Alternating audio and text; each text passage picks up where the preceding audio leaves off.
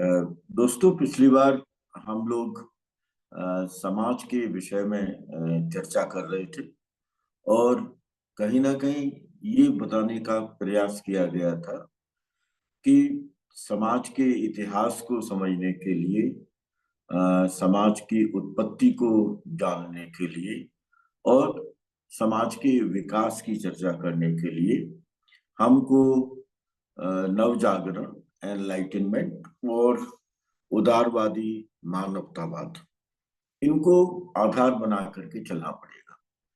आधार तो और भी कई हो सकते हैं, लेकिन समाज शास्त्र के अंदर जब हम अध्ययन करेंगे तो हमारा मुख्य ध्येय यही होगा कि हम ये जाने कि एनलाइटनमेंट की प्रक्रिया ने, नव जागरण की प्रक्रिया ने और उदारवादी मानवतावाद ने हमको किस तरह से समाज को विकसित करने के मौके दिए हैं। और मैंने पिछली बार ये भी बताया था आपको कि हमको चॉइसेस के लिए हमारी अपनी चॉइस क्या है, हमारी अपनी कॉस्ट क्या है, कंपटीशन की प्रक्रिया क्या है, कमोडिफिकेशन क्या है, इन सब के बीच में हमको संबंध जोड़ते हुए समाज का अध्ययन करना पड़ेगा और समाज का वर्गीकरण करना पड़ेगा। समाज का वर्गीकरण हमारे लिए आवश्यक है, उसको जानना आवश्यक है।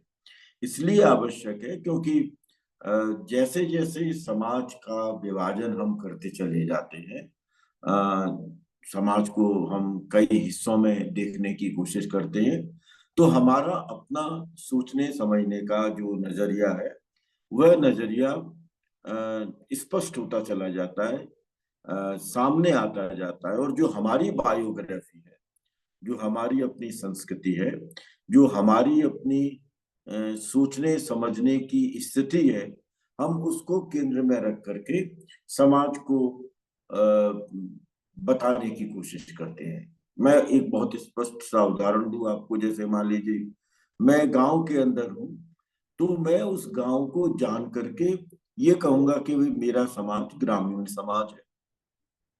कोई अगर नगर में रहता है तो वो कहेगा कि मेरा अपना समाज नगरीय समाज है। कोई लोकतांत्रिक प्रणाली का हिस्सा है तो वो कहेगा कि मैं लोकतांत्रिक समाज का हिस्सा हूँ। और कोई अगर मान लीजिए निरंकुशतावादी समाज में रह रहा है, तो वो कहेगा कि मैं टोटलिटेरियन सोसाइटी का हिस्सा हूँ। यानी मेरी अपनी बायोग्राफी, मेरी अपनी संस्कृति, मेरी अपनी जीवन से संबंधित समूची पृष्ठभूमि और मेरे आसपास का परिवेश, इन सबको समझ करके मैं समाज के वर्गीकरण की तरफ चलता चला जाता हूँ। और इसलिए मैंने कहा था कि हमको समाज को देखने के लिए एक एक वर्गीकरण के रूप में सोसाइटी विद इन बाउंड्रीज और सोसाइटी बियॉन्ड बाउंड्रीज, इनकी चर्चा करनी पड़ेगी। विद इन बाउंड्री तो मैं देख रहा हूं, तो मेरे पास उस तरह का समाज है, उसका मैं अध्ययन करूंगा। और दूसरी तरफ जब समाज बियॉन्ड बाउंड्रीज चला जाएगा तो मैं कहूंगा कि ये मानव समाज है और इस मानव समाज को मैं अंतःक्रिया के दायरों के साथ में देखने की कोशिश करता हूं। तो समाज अंतःक्रियाओं का और सामाजिक संबंधों का जाल, ये तो हो गया सोसाइटी बियॉन्ड बाउंड्रीज यानी मानव समाज। और औद्योगिक समाज, लोकतांत्रिक समाज, ग्रामीण समाज, नगरीय समाज, जिसको कि मैं आसपास देख रहा हूं, ये हो गया सोसाइटी विद इन बाउंड्रीज। और उसको हम एक समाज के रूप में देखने का प्रयास करते हैं। ये बात भी जरूर है कि जिसको मैं एक समाज कह रहा हूं, यानी अपने गांव को देख करके मैं जिसे एक समाज कह रहा हूं, वो गांव केवल मेरे देश में नहीं बल्कि विभिन्न देशों के अंदर है। और उनको सबको जोड़ते हुए, सबके पक्षों को जोड़ते हुए मैं ये कह दूंगा कि भाई आज भी मानव समाज के अंदर ग्रामीण समाज की उपस्थिति देखी जा सकती है, इत्यादि इत्यादि। मैंने एक बात ये भी कहा था पिछली बार आपको, मैं इसे थोड़ा सा इसको आपके जेहन में फिर से डालने की कोशिश कर रहा हूं कि हम एक सैचुरेशन पॉइंट पर भी पहुंचते जा रहे हैं। सैचुरेशन का मतलब मैंने बताया था आपको कि हम बिल्कुल एक उस अवस्था पर पहुंच गए हैं जिस अवस्था के बियॉन्ड, जिस अवस्था के परे हमारी जाने की स्थिति संभवतः आज के दौर में नहीं है। और इसलिए मैंने कहा था कि ये जो सैचुरेटेड सोसाइटी है, ये कंज्यूमर कैपिटलिज्म को बताने की कोशिश करती है, उपभोक्तावादी पूंजीवाद को बताने की कोशिश करती है। और उपभोक्तावाद पूंजीवाद का मतलब है कि हम अब पूंजीवाद के इस उपभोक्तावादी चरित्र के प्रभाव से बच नहीं सकते। मतलब हम ये कहें अगर दूसरे रूप में कि society is now unable to control the effect of consumption, वो उसको नहीं कर सकते।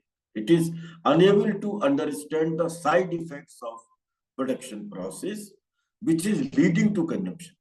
हम उस उत्पादन की प्रक्रिया को कंट्रोल कर पाने की स्थिति में नहीं है अब, हम उसको समझ पाने की स्थिति में भी नहीं है, जो हमको उपभोक्तावाद की तरफ ले जा रही है। और इसलिए उपभोक्तावाद का यह जो पक्ष है, यह एक सैचुरेटेड सोसाइटी के रूप में हमारे सामने उभर करके आ रहा है। एक और बात भी हमारे को लगती है कि जो हमको समझ लेनी चाहिए समाज के अंदर, कि जो आधुनिक समाज है, जिसका कि एक बहुत व्यापक अध्ययन हम समाज शास्त्र के अंदर करते हैं, जिसको आप जटिल समाज की संज्ञा देते हैं, इसके अंदर इंडस्ट्रियलिज्म, उद्योगवाद, पूंजीवाद, नगरीयवाद और उदारवादी लोकतंत्र, ये चार बहुत महत्वपूर्ण ट्रांसफॉर्मेशन हुए हैं। और इन ट्रांसफॉर्मेशंस को ध्यान में रख करके हमें समाज के अध्ययन को करने का प्रयास करना चाहिए। और यह अध्ययन कहीं ना कहीं हमें हमारे समूचे सामाजिक जीवन को एक पहेली की तरह प्रस्तुत कर सकता है।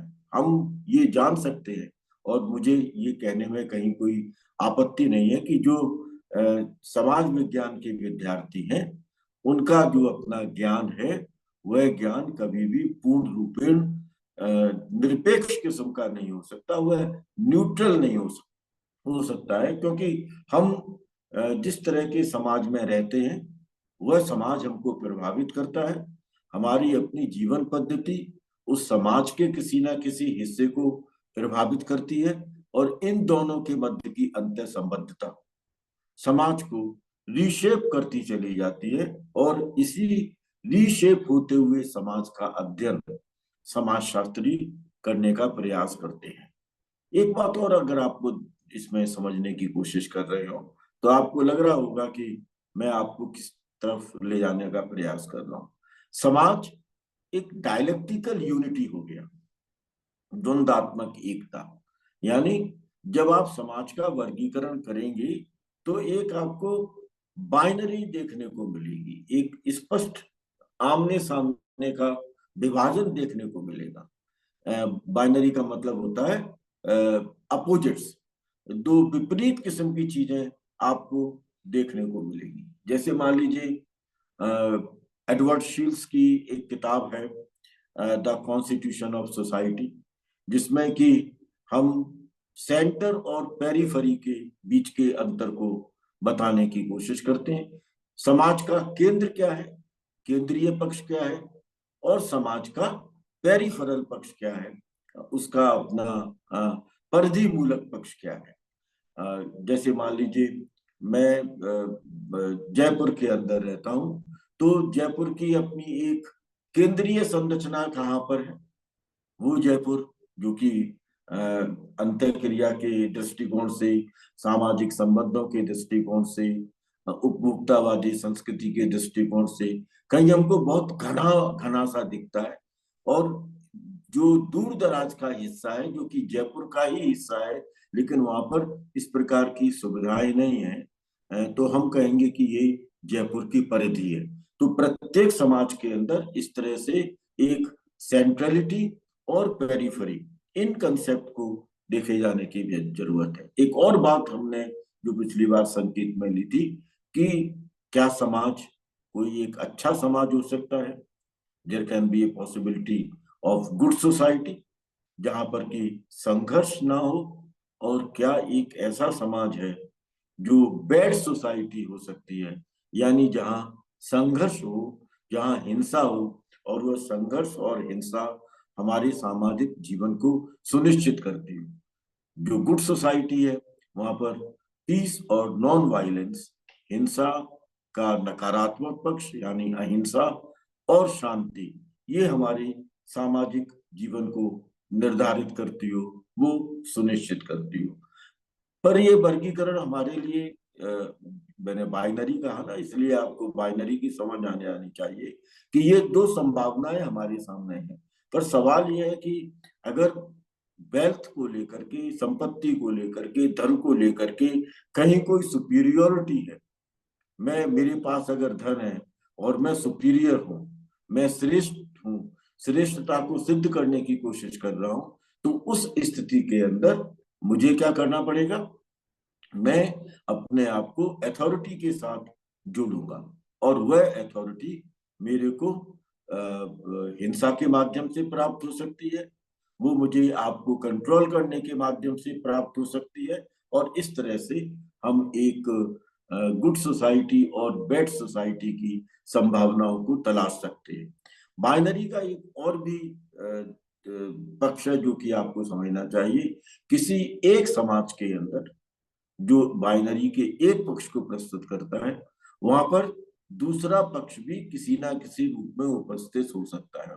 यानी हम ये अगर मान लें कि कोई समाज एक अच्छा समाज है, if there is a possibility of good society, तो हम ये भी मान करके चले कि उस गुड सोसाइटी के विद इन कहीं कोई ऐसा भी स्ट्रक्चर हो सकता है, कुछ ऐसी प्रक्रियाएं भी हो सकती हैं, कुछ ऐसी व्यवस्थाएं भी हो सकती हैं जो बैड सोसाइटी को बताती हो। यानी there can be a possibility of the existence of bad society within good society, और good society within bad society. ये बाइनरी का एक ऐसा पक्ष है जिस पक्ष को हमको समझने का प्रयास करना चाहिए। एक और पार्ट है जिसको कि मैं आपके सामने लाने की कोशिश कर रहा हूं। ये जो समाज शास्त्र के अंदर हम जनरली मॉडर्निटी की बात बहुत ज्यादा करते हैं, आधुनिकता की बात करते हैं, और इसलिए जब समाज शास्त्र की परिभाषा देते हैं तो हम कहते हैं कि भाई समाज शास्त्र एक जटिल समाज का, एक आधुनिक समाज का अध्ययन करता है। हालांकि हमने पहले वाले अपने डेलिब्रेशंस में इस बात का संकेत दे दिया था कि जटिल समाज और आधुनिक समाज का अध्ययन करने का अभिप्राय कतई यह नहीं है कि हम इसमें अतीत को यानी प्राचीन समाज के स्ट्रक्चर को, उन प्रक्रियाओं को और वहां की व्यवस्थाओं को कहीं नकारने का प्रयास करते हो, उनका भी हम अध्ययन करते हैं। लेकिन वह अध्ययन उतना व्यापक नहीं होता जितना कि हम आधुनिक समाजों का अध्ययन करते हैं। और आधुनिक समाज का मतलब होता है जहां पर की आधुनिकता विद्यमान होती है। जो आधुनिकता का पक्ष है, वह आधुनिकता का पक्ष हमारे सामने 5 रूप में निकल करके आता है। यानी हम ये कह सकते हैं कि मॉडर्निटी की हम 5 थीसिस की चर्चा कर सकते हैं। मॉडर्निटी की 5 थीसिस हो सकती हैं। पहली तो ये हो सकती है कि मॉडर्निटी का संबंध कहीं ना कहीं पूंजीवाद के साथ में है। मॉडर्निटी का संबंध कहीं ना कहीं समाजवाद के साथ में है। मॉडर्निटी का संबंध कहीं ना कहीं उदारवाद के साथ में है। और इसलिए उदारवादी आधुनिकता, पूंजीवादी आधुनिकता और समाजवादी आधुनिकता, ये हम बता सकते हैं कि भाई ये संभावनाएं हो सकती हैं। अब वो 5 थीसिस कौन सी हैं? हम ये कहें कि जो पूंजीवाद है, उस पूंजीवाद ने हमारे आधुनिक जीवन की भौतिकवादी स्थितियों को पूरी तरह से बदल करके रख दिया है। और वह बदलाव हमको संस्कृति के क्षेत्र में, संस्कृति के उत्पादन के क्षेत्र में देखा जा सकता है। यानी संस्कृति हमारे जो सोचने समझने का तरीका है, जो हमारे अपने अन्य पक्ष हैं, वो बदले हैं। और संस्कृति को हम जो सृजित कर रहे हैं, वह सृजनात्मक संस्कृति भी धीरे धीरे बदल गई है। यानी मॉडर्निटी की पहली थीसिस में हम एक कल्चरल मॉडर्निटी के संदर्भ को ला सकते हैं। दूसरा ये है कि मॉडर्निटी ने, आधुनिकता ने जो डोमिनेंस है, जो प्रभुत्व है, उस प्रभुत्व के स्वरूप को भी बदल दिया है। मॉडर्निटी से पहले संभवतः वो प्रभुत्व तार्किकीकरण की प्रक्रिया का उतना महत्वपूर्ण हिस्सा नहीं था। अब डोमिनेंस की प्रक्रिया को हम बिना तार्किकीकरण की प्रक्रिया के नहीं समझ सकते। हमारे अपने सामाजिक संबंधों में भी वह तार्किकीकरण दिखता है, हमारे अपने व्यावसायिक संबंधों में भी वो तार्किकीकरण दिखता है, और कहीं ना कहीं आपको दिखता होगा कि जो ब्यूरोक्रेटाइजेशन की प्रोसेस है वो हमारे सामने है। जो साधन साध्य संबंध है, उन साधन साध्य संबंधों के अंदर भी तार्किकीकरण दिखता है। जो हमारे अपने उद्देश्य हैं, उन उद्देश्यों का निर्धारण भी हम तार्किकीकरण की प्रक्रिया के साथ में करते हैं, और इसकी वजह से हमें दिखता है कि जो हमारे सामने मॉडर्निटी की सेकंड थीसिस है वो कहीं ना कहीं रैशनलाइजेशन की प्रोसेस से जुड़ी है। तो कल्चर के साथ पहली जुड़ी है, रैशनलाइजेशन की प्रक्रिया के साथ जुड़ी हुई है। तीसरा जो है पक्ष आधुनिकता के अंदर, वो अब बहुत विवादों के अंदर आ गया है, वो विवादास्पद है किसी ना किसी रूप में। हम ये कह सकते हैं कि जिस समय मॉडर्निटी शुरू हुई थी, आधुनिकता शुरू हुई थी, तो उसका अभिप्राय था या उसका परिणाम था कि हम जिस धार्मिक पक्ष को, जिस ऑर्थोडॉक्सी पक्ष को, जिन विश्वास व्यवस्थाओं को, जिस तरह की आस्थाओं को लेकर के हम अपने जीवन का संचालन कर रहे थे, जिसको हम अपने व्यवसाय के अंदर, जिसको हम अपनी संस्कृति के अंदर, जिसको हम अपने सामाजिक जीवन के विभिन्न पहलुओं में देखते थे, यानी जो धर्म का अत्यधिक प्रभाव था, जिसमें ऑर्थोडॉक्सी शामिल थी, जिसमें अथॉरिटी के सिस्टम्स का जो डिवाइन कैरेक्टर था, जो ईश्वरीय चरित्र था, वो सम्मिलित था, जिसमें फिक्स्डनेस शामिल थी, स्थिरता शामिल थी। वहां पर काफी कुछ बदलाव हुआ, और हमारा अपना स्व, हमारा अपना विश्व, हमारी अपने जो विभिन्न जीवन पद्धतियां थी, जो हमारे सोचने समझने के तरीके थे, उसमें से मिथ्स का खात्मा हुआ, उसमें से मैजिक का खात्मा हुआ, उसमें से ट्रेडिशन की कमजोरी आई, उसमें रिलीजन की कमजोरी आई। ये सब धीरे धीरे बदलता चला गया, और हम एक सेक्युलर प्रोसेस की तरफ जाने लगे, धर्मनिरपेक्षता की तरफ जाने लगे, लौकिकीकरण की प्रक्रिया की तरफ जाने लगे। इसका मतलब ये हुआ कि कहीं एक लौकिक जो आधुनिकता है, वह लौकिक आधुनिकता हमारे सामने उभर करके आई, और जिसने स्वतंत्रता के और हमारे नियंत्रण के विभिन्न पक्षों को चेंज कर दिया।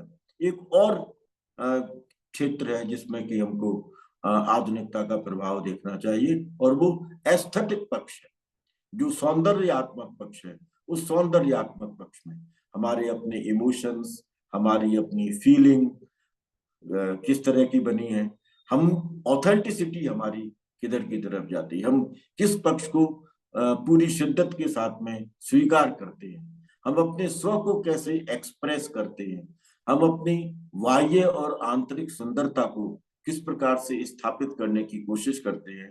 एक ये पक्ष है जो कि हमें आधुनिकता के संदर्भ में देखने की जरूरत है। ये चौथी थीसिस थी।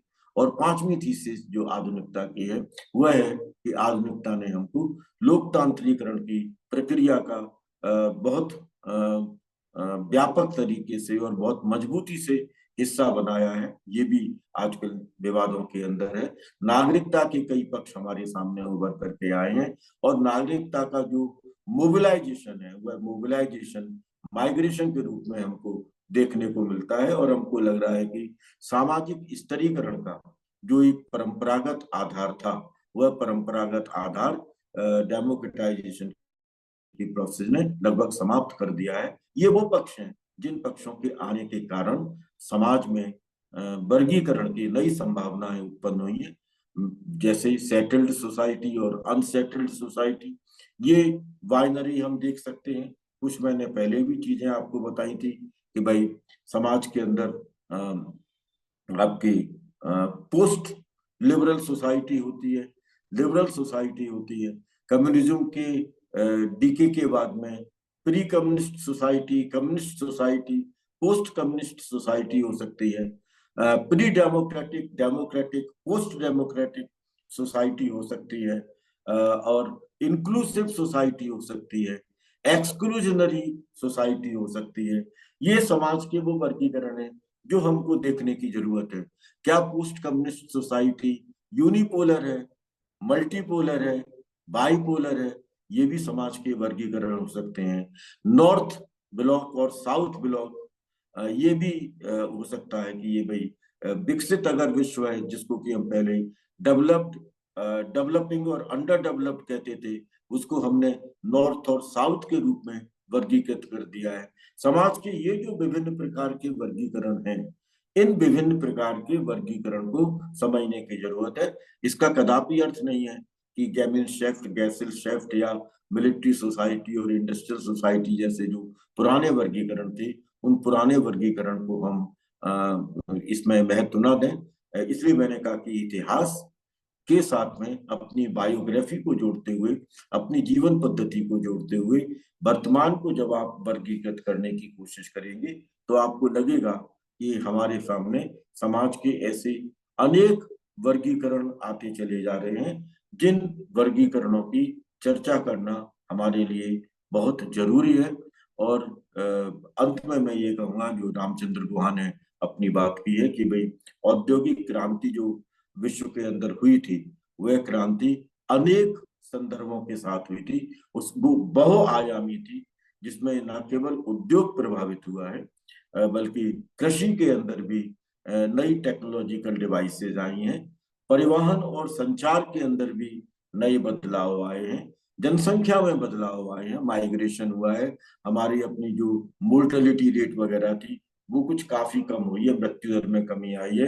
लोकतांत्रिक और समाजवादी विचार औद्योगिक क्रांति के फलस्वरूप परिवर्तित हुए।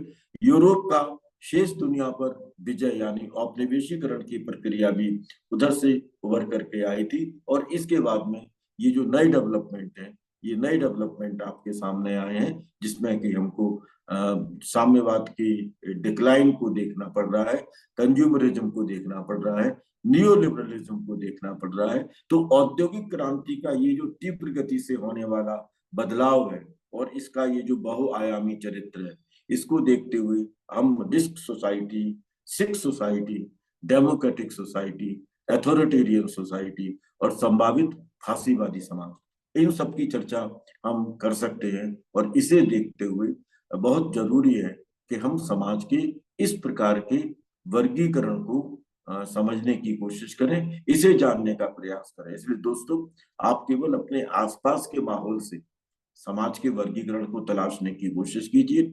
आपका पड़ोस कैसा है, आपका गांव कैसा है, आपका कस्बा कैसा है, आपका शहर कैसा है, आपका प्रांत कैसा है, आपका देश कैसा है, एक तो इसके आधार पर समाज का वर्गीकरण करें। विकास की प्रक्रियाओं को देखते हुए उस वर्गीकरण को बाइनरीज में ले जाने की कोशिश करें। और इसके साथ साथ वैश्विक स्तर पर भी हम इस प्रकार के वर्गीकरण को देखने का प्रयास करें और नए वर्गीकरण की संभावनाओं को हम लाने की कोशिश करें।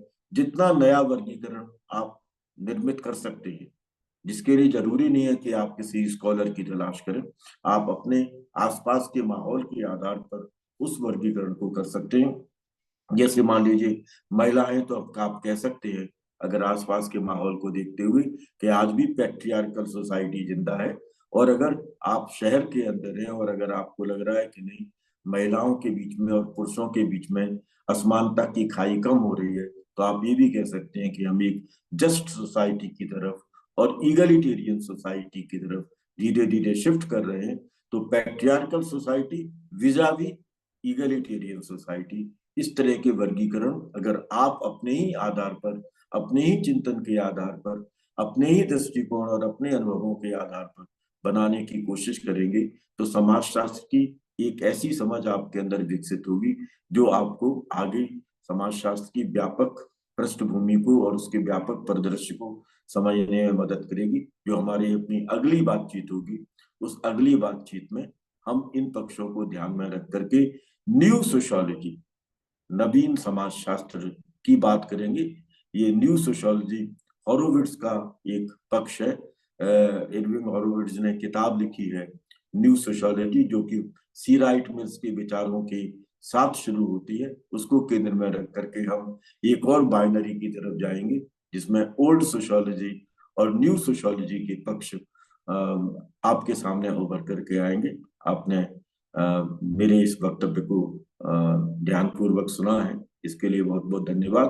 प्रतिक्रियाएं करते रहिए, सवाल पूछते रहिए, क्योंकि प्रतिक्रियाओं से और आपके सवालों से मुझे भी अपनी समझ को विकसित करने का मौका मिलेगा और आपको समाजशास्त्र को अपने जीवन क्षेत्र में एंट्री देने में सफलता मिलेगी। बहुत बहुत धन्यवाद।